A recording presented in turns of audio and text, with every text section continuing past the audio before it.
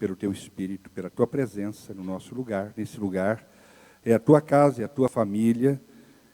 E nós nos reunimos, ó Pai, como igreja, como família, e nós não somos, ó Deus, pessoas alienadas à história e à vida.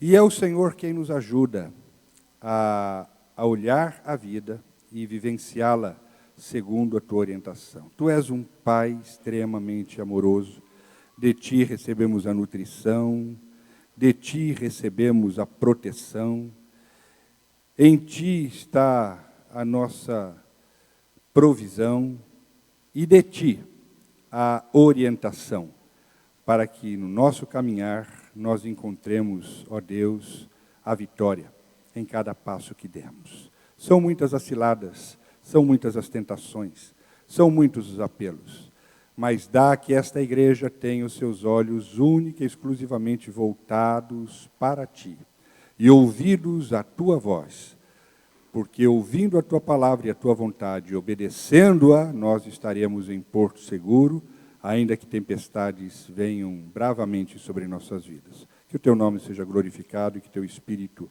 fale aos nossos corações e cada palavra dita seja a expressão do Teu Espírito para a glória do Teu nome. Amém. O homem como homem deve ser. Este foi o tema sobre o qual refletimos com os irmãos durante 3 ocasiões, pelo menos. E nós usamos como referência a vida de José, o pai de Jesus, por ter sido ele certamente o mais extraordinário servo de Deus que a história da humanidade já conheceu. Por uma razão muito especial. José é um pai, José é um homem com quem Deus pôde contar para criar o seu filho para si. Da vida pouco conhecida de José, nós tiramos lições extraordinárias. A primeira lição que tiramos da vida de José é que o verdadeiro pai é aquele que torna possível a vocação do seu filho. José foi aquele que transmitiu a sua fé, a sua arte, o seu negócio. José foi quem ensinou a Jesus as Escrituras Sagradas e fez de Jesus um rabino, um mestre da lei. Uma segunda lição que tiramos da vida de José é que a gente não faz o que quer, a gente só faz o que deve. E nós aprendemos com José o dever da obediência, o dever da retidão de caráter, o dever da mansidão, sobretudo que somos nós que revelamos Deus para os nossos filhos. E por fim, a dignidade. José foi um homem de dignidade incontestável. E ele foi quem nos ensinou que o verdadeiro pai é aquele que empresta a família, ou que sustenta a família, que abraça e carrega a família na sua dignidade. Mesmo depois de morto, a sombra da dignidade de José continuava cobrindo a sua família. E então nós encerramos deixando o desafio de Deus para você, no sentido de que a sombra da sua dignidade cubra a sua família. De modo que quando virem a sua esposa, saibam de quem ela é esposa. De modo de quando virem seu filho, saibam de quem ele é filho. Ninguém se aproxime da sua família descuidadamente, porque a sombra da sua dignidade, a sombra da dignidade que o Altíssimo conferiu a você, envolve a sua família onde quer que ela vá. Então, de José aprendemos lições extraordinárias, portanto. Hoje, caminhando para o encerramento, eu até pensei que pudesse encerrar, mas não vou encerrar hoje. Eu vou trabalhar só um aspecto para que não ultrapassemos o nosso tempo. Mas, pensando já, caminhando para o encerramento da reflexão sobre o homem como o homem deve ser, eu queria destacar a relevância do homem dentro do plano de Deus. Então, eu quero convidá-los a me acompanhar inicialmente no texto de Gênesis, capítulo 1, versículos 26 a 27, que diz assim: Também disse Deus, façamos o homem à nossa imagem, conforme a nossa semelhança. Tenha ele domínio sobre os peixes do mar, sobre as aves dos céus, sobre os animais domésticos, sobre toda a terra e sobre todos os répteis que rastejam pela terra.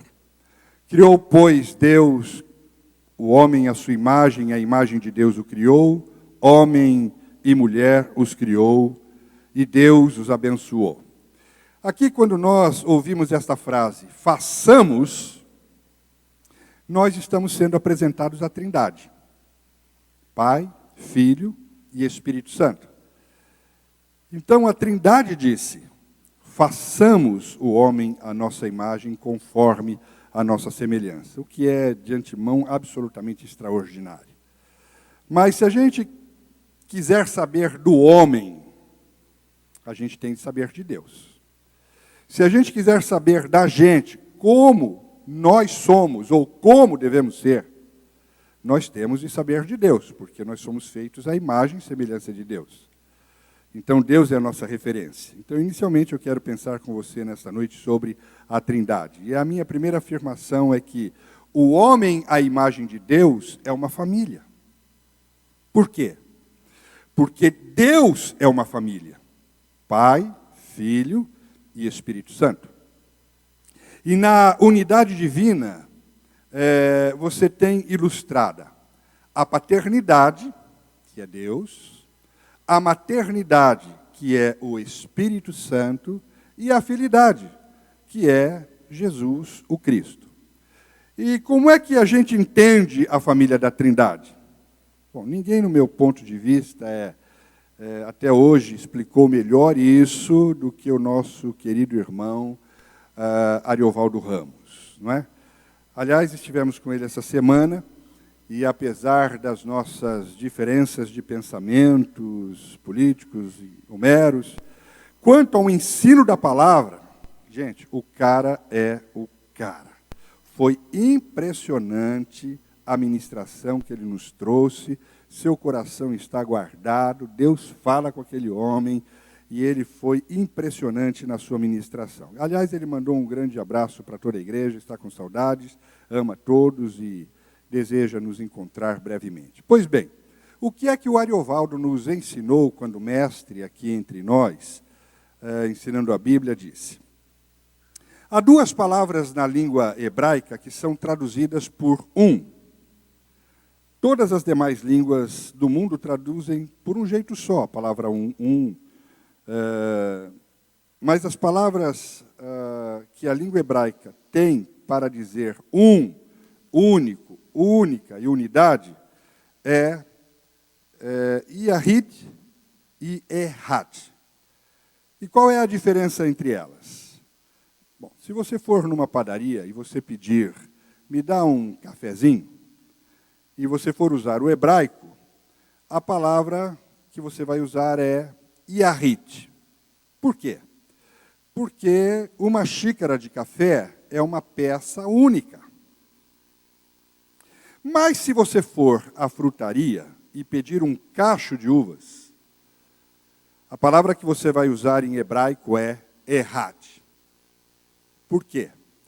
Porque um cacho de uvas é uma comunidade. É uma comunidade de uvas. É distinto e só é reconhecido como tal. Quando eu digo um cacho de uvas, a imagem que vem à minha mente e vem à mente de todo mundo é a mesma.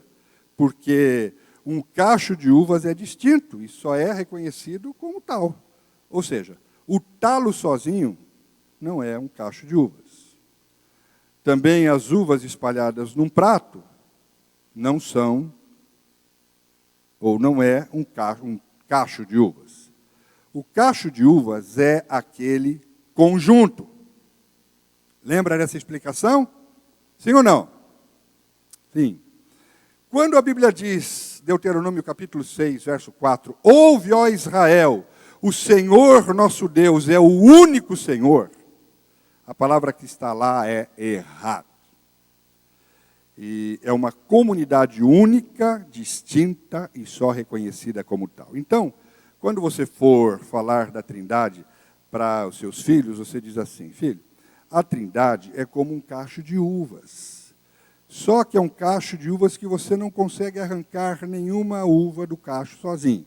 Se você pegar a uva Espírito Santo, a uva Pai vem junto. Se você pegar a uva Filho, Jesus, a uva Espírito Santo vem junto com ela. Se você pegar as uvas Pai e Espírito Santo, a uva Filho vem com elas. Por quê? Porque elas são inseparáveis, inarrancáveis. Não dá para separar, porque não dá para arrancar do conjunto. Por isso, não importa quem você invoque, você invocou Deus. Porque qualquer um deles que você invoque, os três vêm junto. É o cacho inteiro que vem com você, porque é um conjunto único. Bem? Então faz isso lá. Outro dia nós estávamos à mesa, em almoço, e fomos surpreendidos com uma fala da minha netinha mais velha, que tem 5 anos de idade. E no meio do almoço ela disse lá, gente, eu sei o que é Trindade. Aí demos aquela parada, e a Joyce diz, então diz aí. E ela começou a explicar. O Pai é quem nos ama. O Filho é quem morreu para nos salvar. E o Espírito Santo é quem nos ensina a fazer o bem. Eu amo esses deuses.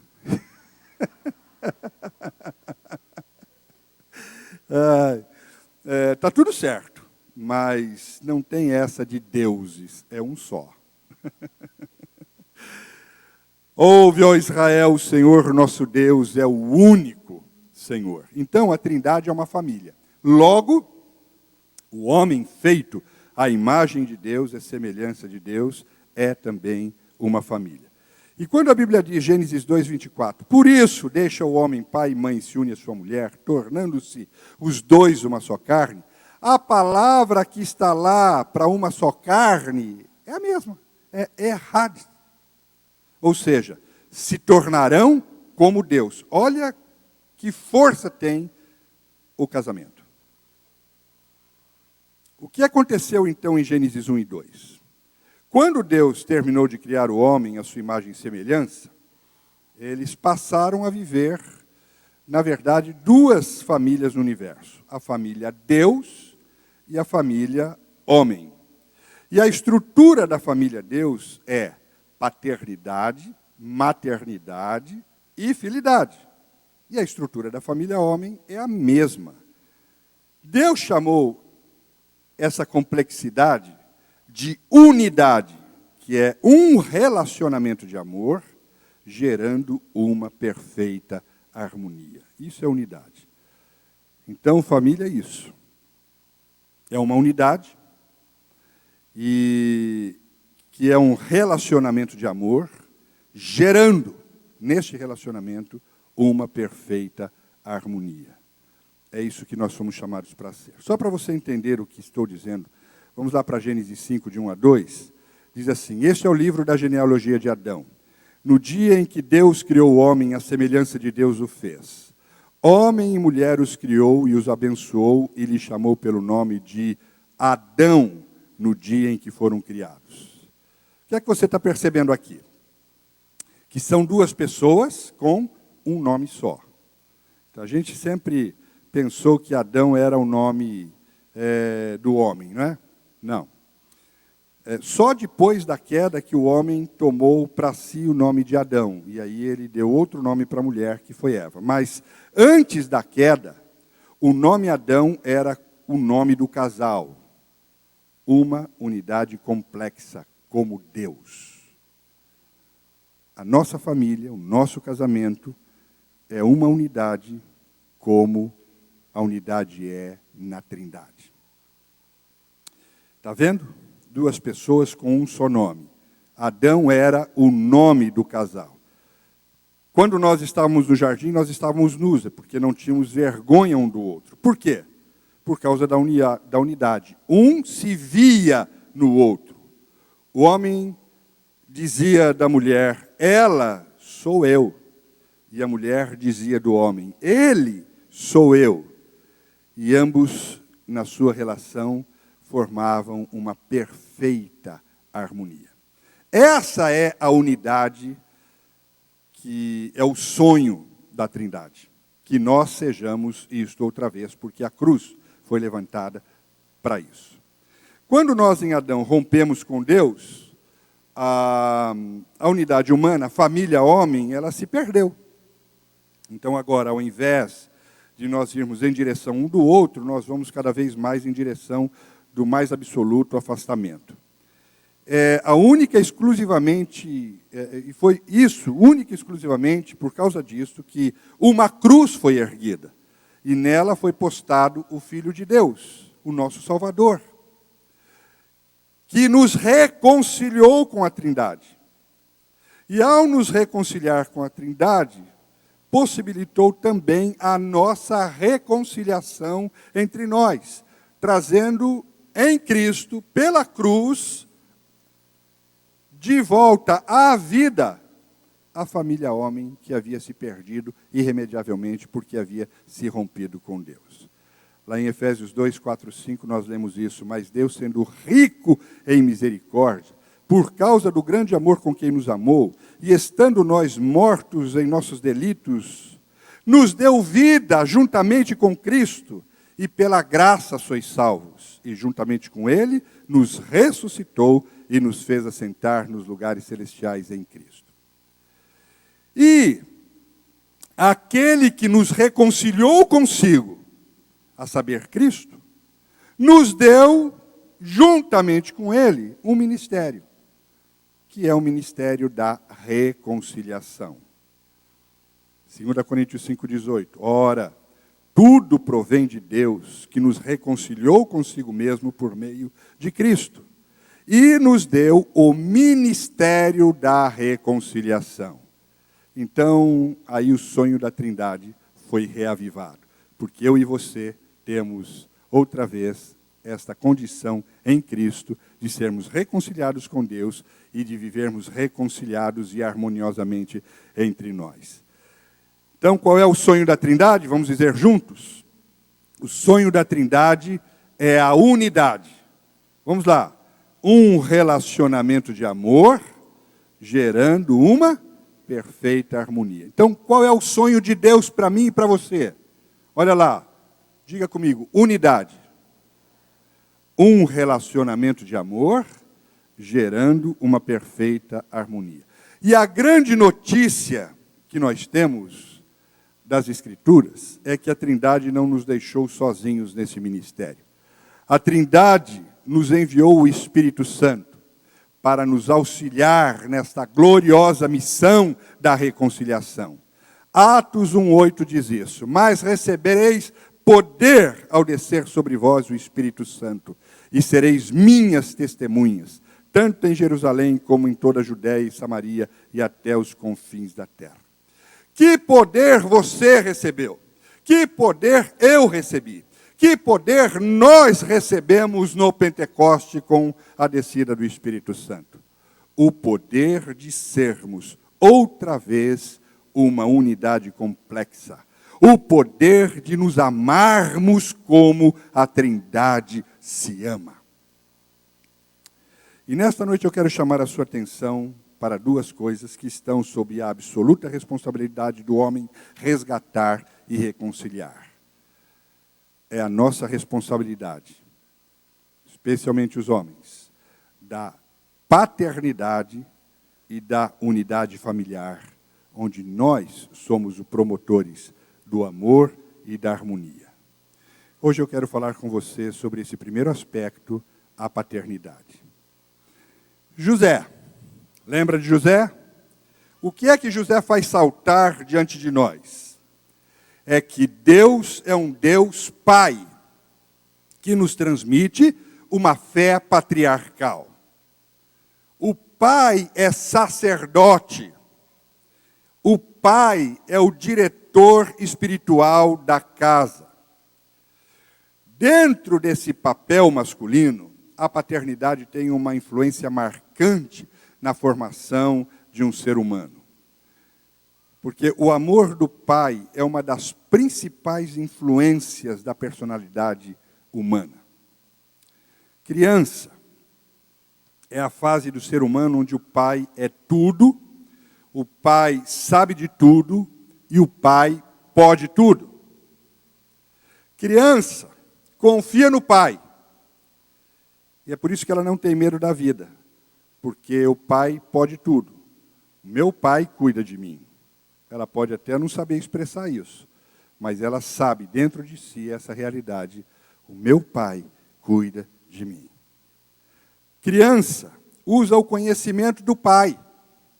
E é por isso que ela não tem medo do desconhecido. Porque o pai sabe tudo de tudo. Não é assim? Todos nós pais sabemos disso. E quem é filho e se teve um pai funcional, sabe disso. O pai sabe de tudo. Não, meu pai falou, meu pai sabe. Meu pai falou. Então, criança usa da sabedoria do pai. Porque o pai sabe tudo de tudo, e aí ela não tem medo do desconhecido.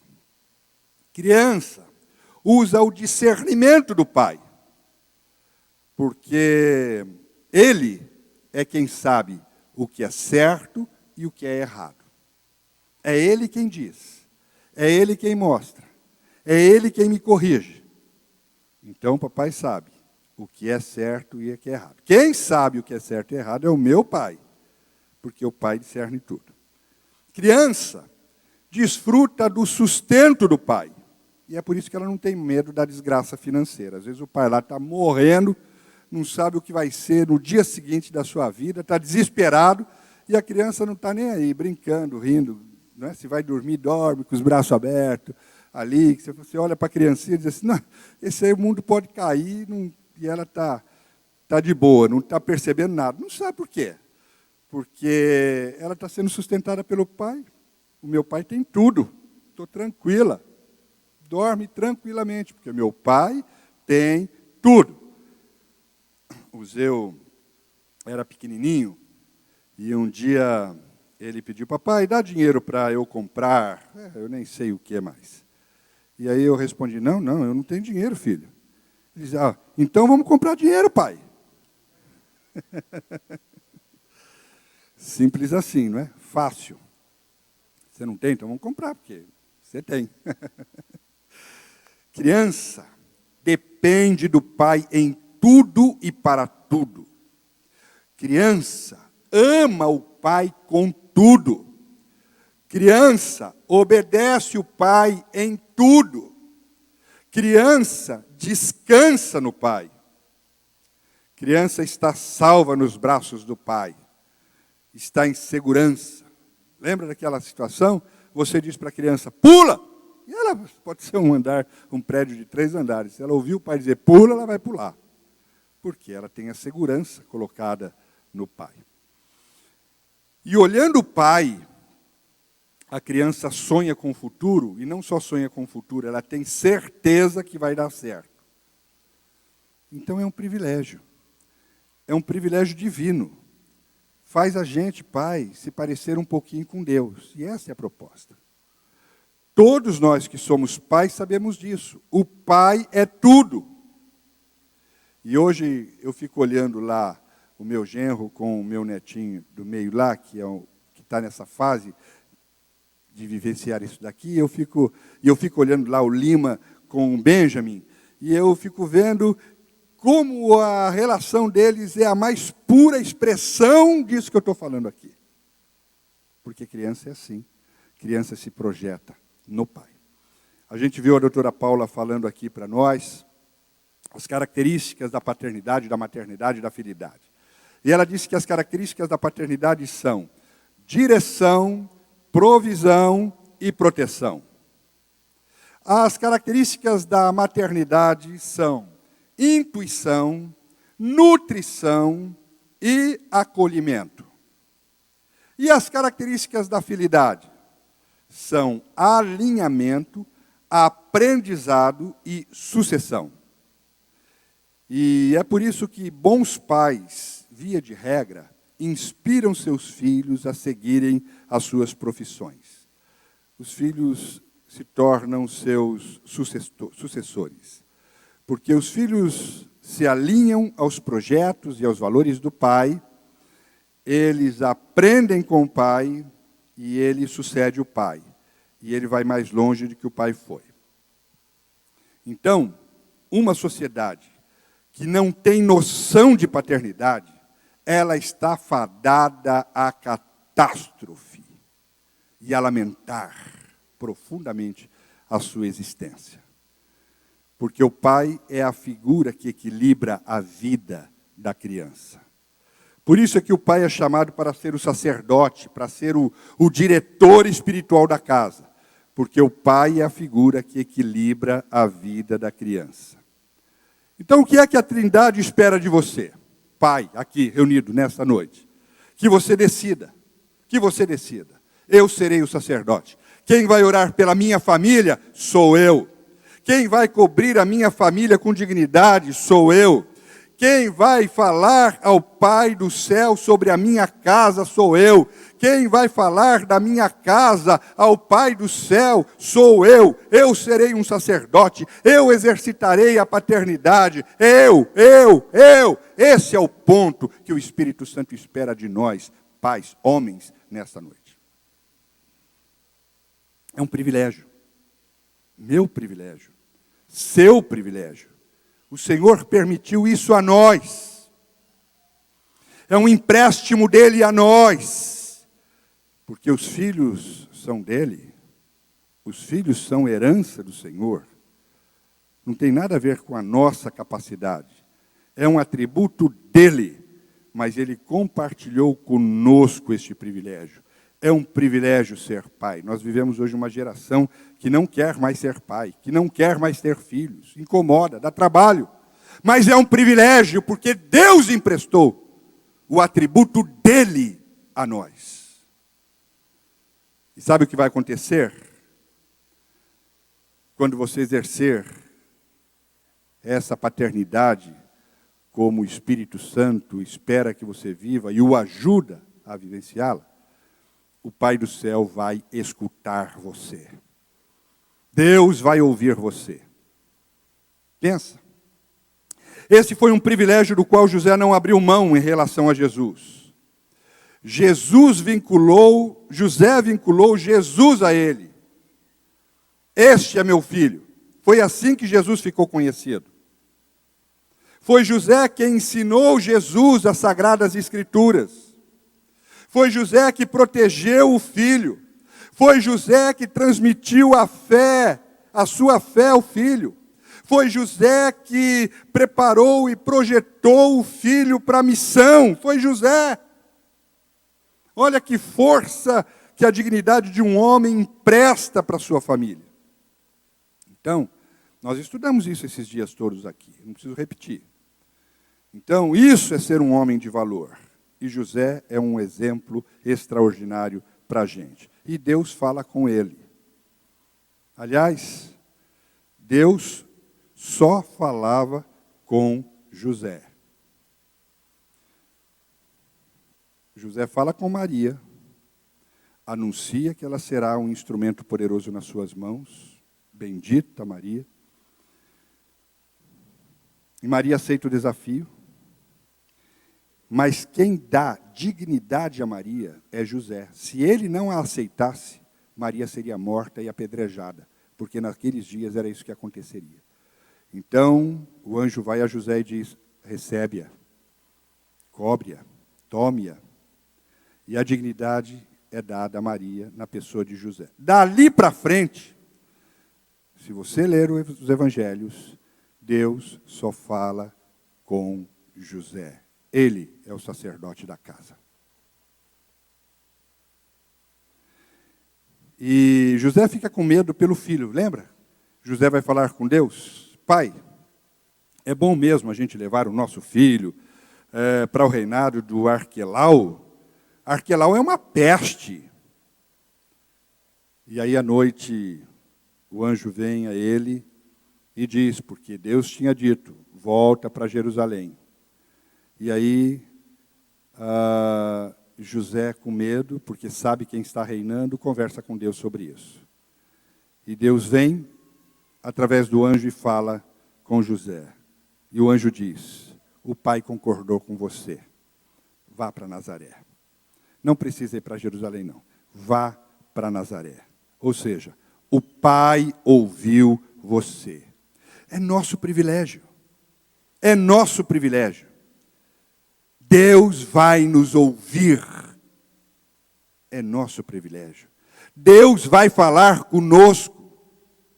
Se nós perdermos isso, vai virar essa bandalheira que está virando a sociedade moderna. Ninguém mais sabe de onde vem, nem para onde vai. A sociedade se perde, a nação se perde, o senso de valor, de ética se perde. E aí a gente não pode nem ficar assustado, não é? Porque a gente sabe o que está acontecendo. E é lamentável que vivamos numa sociedade onde o aborto masculino, onde o aborto paternal é tão constante. É muito pai abandonando filhos, muito. Aqui no Brasil é um mato, né? A mulher tem um pouquinho de problema, o homem escapa. O filho tem um pouquinho de problema, o homem escapa. Agora mesmo, com esse problema da microcefalia, um sem número de homens abandonaram suas esposas. É o aborto masculino. Eu não quero ser pai. Filhos. E a gente fica pensando, como é que se explica esse negócio? Como é que a gente pode explicar isso? É porque nós fomos ensinados que filho, filha, é problema da mãe. Mas filho e filha é atribuição do pai. Para a Trindade é atribuição do pai. Nós, pais, vamos dar conta dos nossos filhos. É problema da mãe também, é claro. É papel do casal. Mas não isenta o pai. E tem muito pai se isentando. Ah, isso é com a sua mãe. Não, não, não. Não. Isso é comigo. Isso é comigo. Nós vamos à presença de Deus. Deus vai falar conosco. Deus vai nos dar orientação. Deus vai nos dar a vitória. Isso é comigo. E eu vou além. Vou além para dizer que isso também é uma questão de cultura religiosa. É a Igreja Romana, Católica Romana. Me desculpe por aqueles irmãos que eu considero tanto, estando entre nós, por eu denunciar isto. Não tem a ver nada com pessoal, tem a ver com o fato da gente entender que parte desse processo é por conta da influência da Igreja Romana, que não tem paternidade. Os padres são solteiros, são celibatários, sim ou não? Eles não têm nenhuma noção de paternidade. E é interessante porque para os nossos irmãos romanos, para eles não tem nada mais importante e mais sagrado do que a figura do Papa. Mas Papa é um pai que não tem filhos. Não sabe o que é ser pai, porque nunca foi. É impedido de ser. Se fez estéril. Então, o lugar de maior honra na fé dos nossos irmãos romanos é dado para um homem que nunca vai ser pai. Como pode? Que tipo de paternidade, então, a Igreja Romana vai criar? Quem é a paternidade na Igreja Romana? Maria. Maria. Uma situação absolutamente disfuncional. Resultado disso, porque a paternidade não é ensinada, porque a paternidade não é vivida, porque a paternidade não é aplicada, uma vez que a fé cristã é paternal, é patriarcal, o resultado disso, na nossa cultura, refletindo diretamente em nossas casas e lares, é uma gama de homens fracos, descomprometidos com a fé, promíscuos, alienados da família, fujões dos problemas, qualquer complicação em casa, é com a sua mãe, e mulheres autoritárias e mães superprotetoras. E queira ou não, isso vai arrebentando as famílias, porque vai eliminando dia a dia a figura da paternidade na família. E quando isso desaparece da família, quando a figura do pai, que deveria promover o afeto, o encontro, o amor, a dignidade, a solidez, desaparecem, todas as identidades se perdem. Porque masculinidade, virilidade e feminilidade passa pelo pai, modelo de homem como o homem deve ser. E essa é uma crise que perdura em nossa sociedade, uma crise angustiante, onde o masculino não sabe mais o que é ser masculino, porque em todos os seus papéis que tem de desempenhar, não sabe. O feminino não sabe mais o que é ser feminino nos papéis que tem de desempenhar. E o que nós temos é uma sociedade sem identidade. Por quê? Falta de pai. Talvez esse seja o maior lance do diabo no trabalho de destruir as famílias. Descaracterizar a paternidade. É por isso que a família brasileira é tão disfuncional. Está no ensino da gente, está na cultura da gente, está na influência que carregamos do mundo romano, onde ser pai não é uma honra. Honra é ser celibatário. Enquanto na fé romana, na fé reformada, honra é paternidade, que é o privilégio de experimentar um pouco do Pai Nosso. Você vai perder isso, irmão? Vai perder esse privilégio? Eu gostaria de ter dito isso de uma forma muito doce, muito tranquila, sem abalar ninguém, mas é impossível. E eu não abalo só os nossos irmãos romanos, eu abalo as mulheres, porque elas vão ter de perder esse controle do qual elas já estão acostumadas e gostam tanto, especialmente sobre os filhos e tudo mais. Eu abalo profundamente os pais, os homens, porque se tem uma coisa que o homem gosta, é de zona de conforto. E ouvir um negócio desse deve ser uma tragédia, porque caramba, agora eu vou ter que fazer alguma coisa, agora eu vou ter que tomar minha posição, agora eu vou ter que assumir um papel. Ai, eu sinto muito. Mas o meu descanso é saber que o que eu estou dizendo é a verdade. E a verdade liberta. Amém? A verdade liberta. E nós estamos aqui para apresentar a verdade que liberta a tua vida e o teu coração em nome de Jesus. Sacerdócio, é para isso que nós somos chamados. 1 Pedro 2, 9. Vós, porém, sois raça eleita, sacerdócio real, nação santa, povo de propriedade exclusiva de Deus, a fim de proclamardes as virtudes daquele que vos chamou das trevas para a vossa maravilhosa luz. Então, a fé não é coisa só para mulheres. Embora as irmãs sejam respeitadas, emancipadas na fé cristã, o que é maravilhoso, glória a Deus pelas nossas santas irmãs, mas isso não é só coisa de mulheres, isso é para homens, nós. Na história dos grandes avivamentos está registrado, todos os avivamentos começaram quando homens começaram a orar, quando homens reassumem a sua paternidade, quando eles chamam o jogo para si, Isso é comigo, isso é problema meu. Em nome de Jesus, o Senhor vai me dar a estratégia e nós vamos resolver isso. E não é só para homens casados aqui, é você, moço. É você, moço, que tem de decidir o que você quer. É você a quem Deus chama para ser uma nova geração de responsáveis. É você a quem Deus quer usar. O que ele, por instrumentalidade do apóstolo Paulo, disse a Timóteo, está valendo.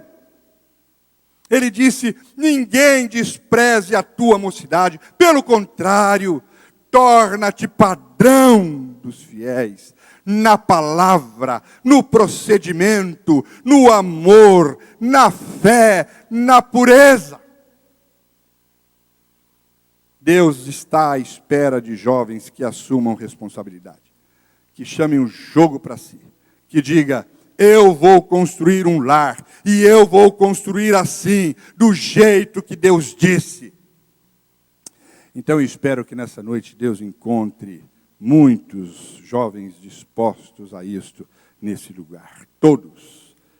Que Deus assim o queira.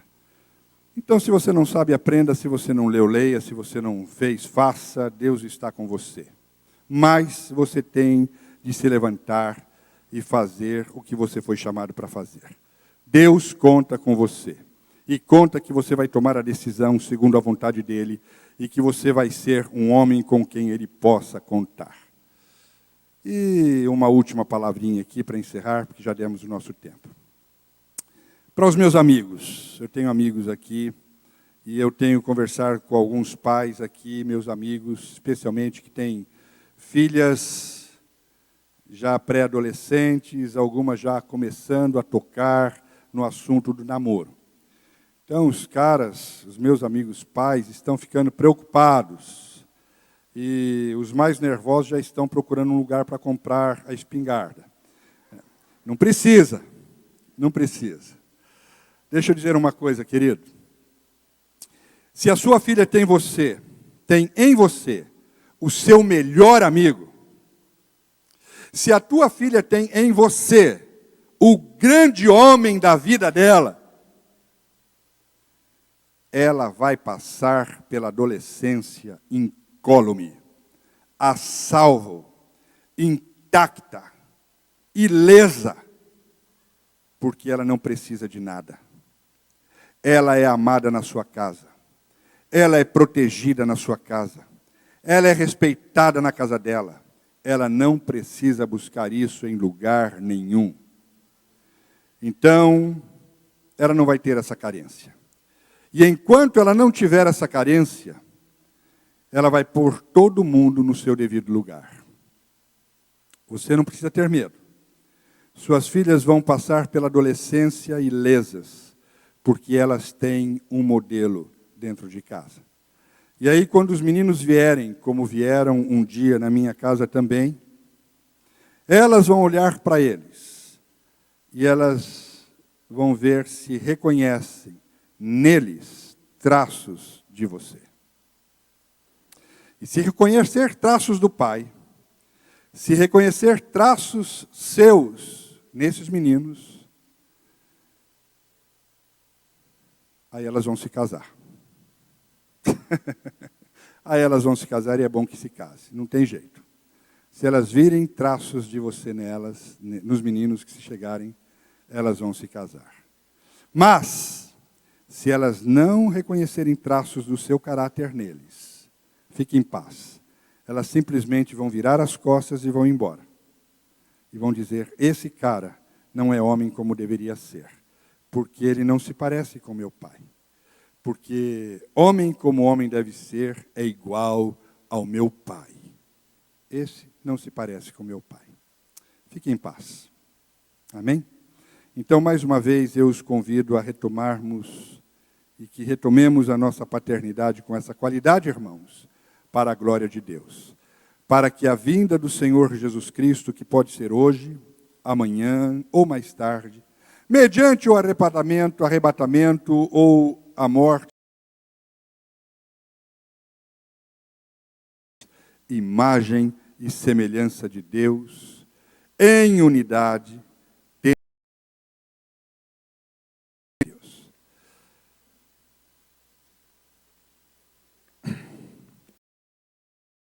Pai, recebe os nossos corações.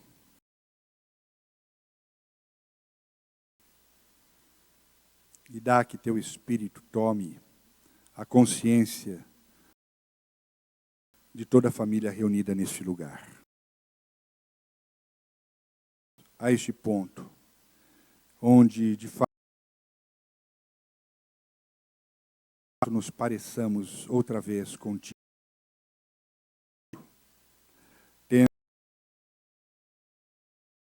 a Trindade como nosso referente nas Escrituras Sagradas. Salva-nos. Salva esta igreja, ó Pai, e impede o diabo de trazer pessoas para este lugar. Ó Deus, nossa mensagem não é de fato uma mensagem gostosa, mas é a mensagem que salva. É a tua palavra dita com liberdade e autoridade neste altar. E nós o fazemos para a glória do teu nome. Então, Senhor, prende as hostas espirituais, que ela não impeça mais gente de entrar nesse lugar, para ouvir a tua voz aos seus corações, e pelo teu Espírito serem profundamente transformados para a glória do teu nome. Obrigado, Senhor, porque hoje pessoas entraram aqui desejando tê-lo a ti como Senhor e Salvador de suas vidas. E é essa a oportunidade que nós damos aos teus filhos agora, a todos que aqui se encontram, que desejam um encontro contigo. Pai, se alguém aqui entrou sem tê-lo como Senhor da existência, salva essas pessoas. Convence-as desta necessidade. E abraça-as. Traga-os para os teus braços e salva essas pessoas. E que elas possam, neste momento, ao meu convite, dizerem sim, eu quero viver o plano de Jesus. Eu quero viver a vida com Jesus. Que assim seja, Pai, em nome de Jesus. Eu quero saber se há alguém aqui que deseja que Jesus entre na sua vida e que até hoje você não disse, vem fazer parte da minha história. Quero convidar você para isso, para que Ele mude a sua vida, para que Ele mude a sua caminhada. Eu quero chamar aqui à frente a Vânia, porque a Vânia, quando ela chegou, ela disse, pastor, hoje eu vim aqui para receber, para me entregar a Jesus e para recebê-lo como Senhor da minha vida. Mais alguém junto com a Vânia? Eu queria que alguma irmã pudesse estar próximo da Vânia para que nós pudéssemos orar por ela rapidinho.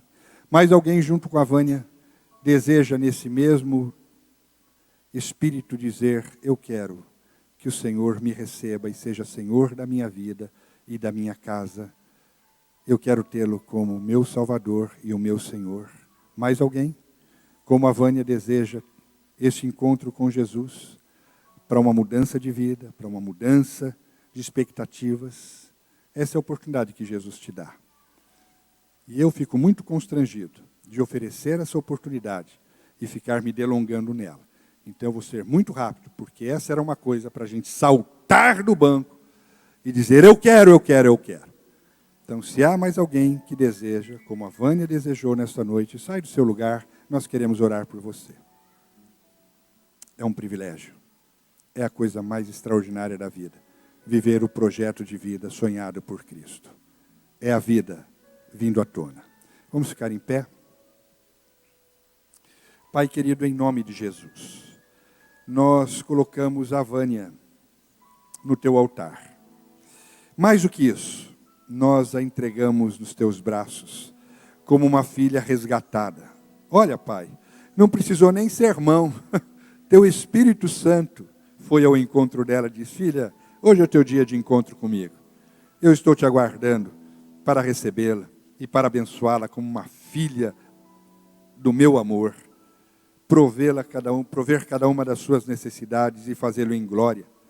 Para dar força a você nos enfrentamentos da vida e fazer da sua história uma história de triunfo. Não garanto a você que neste mundo você vai ficar isenta de problemas. Mas você me terá do seu lado todos os dias. Nunca mais andará sozinho.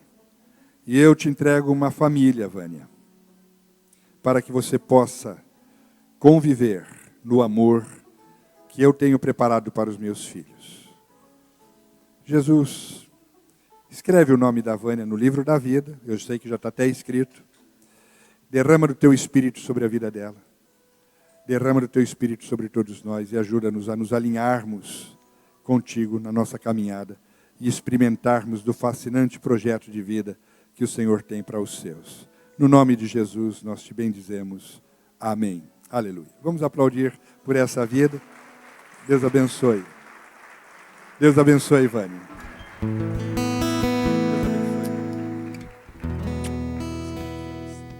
Deus abençoe. Nós estamos aqui para recebê-la e abraçá-la. Quero juntos orar antes de recebermos nossos irmãos do encontro que já estão de volta com muita alegria. Vamos orar pelo Mateus Muti. Ele tem 19 anos, pai de uma bebezinha de 6 meses. E o Lucas sofreu um acidente de moto nesta tarde e ele está na UTI. A palavra do Senhor que diz que a oração dos seus filhos, aqueles que foram justificados pelo sangue do Cordeiro, muito podem pela sua eficácia. Então eu quero que você levante as suas mãos aos céus e você sinta como se fosse parte do Lucas. Se ele fosse teu filho, se ele fosse o teu marido, se você fosse o tio dele, algo que nos coloque muito próximo dele, para que nossa fé esteja na presença do Pai e o Senhor nos ouça. Querido Pai Celestial, que sofrimento essa família está passando. Sofrimento, Pai, do Bruno, nosso irmão, que tem aqui no seu sobrinho Lucas, este quadro. Sofrimento, ó Pai, para a mãezinha desse bebê, para esse bebê que vê o seu pai nesse fio de vida. Querido Senhor, comanda os teus anjos. Nós intercedemos pelo Lucas. Salva o seu coração, a sua vida, mas salva também o seu físico.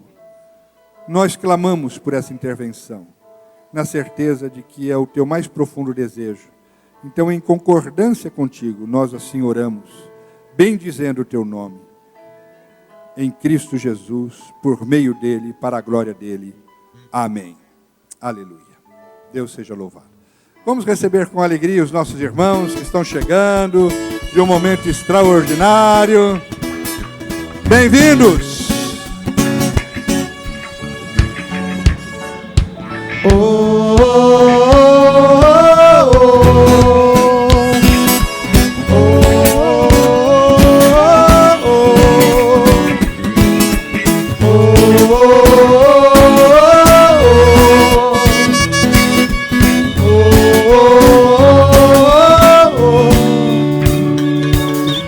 Uma nova história eu vou escrever. Deus me dá uma nova chance de recomeçar. Eu tenho uma folha em branco pra minha vida. Deus me lavou, me purificou.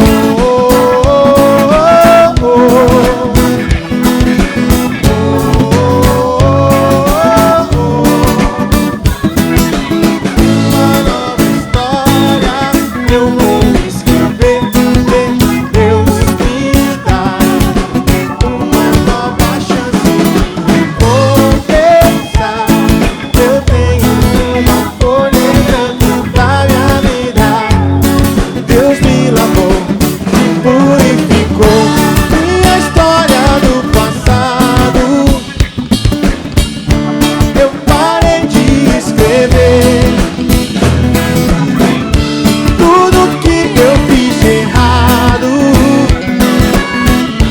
Deus não consegue lembrar, porque me perdoou.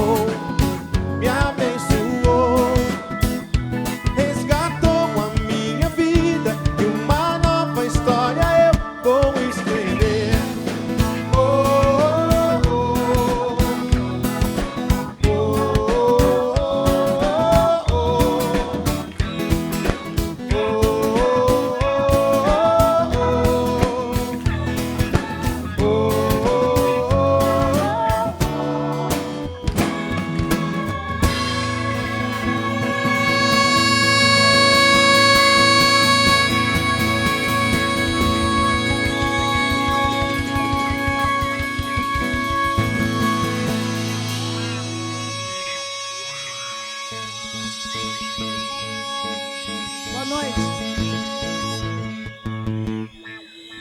Boa noite, queridos. É uma alegria muito grande estarmos aqui, voltando com este grupo que passou por um processo tremendo de cura, de libertação e do poder do Espírito Santo que desceu sobre eles. Todas as vezes que nós temos um encontro com Deus, nós somos surpreendidos com a maneira como Deus age neste momento. E você que ainda não participou, se prepare para o próximo encontro, que é uma bênção para a sua vida. Que Jesus abençoe vocês e que a alegria que está no nosso coração contagie o coração de vocês e os animem a viverem esta mensagem que vocês ouviram nessa noite. Deus abençoe. Tadinha da voz. Que a maravilhosa graça do nosso Senhor Jesus Cristo, a paz dos céus, repouse sobre a tua vida. Que o grande amor de Deus, o Pai, o abrace, o proteja, o leve na caminhada, suprido, provido de todas as formas, e o abençoe grandemente na vida. E a presença do Espírito Santo a te moldar todos os dias, possa fazê-lo viver a experiência gloriosa de ser parecido com Cristo Jesus e de levar muitos a conhecerem Cristo através da sua vida, e que você seja marcado hoje, todos os dias, pelo triunfo. Amém, amém e amém. Deus abençoe. Até domingo, até domingo.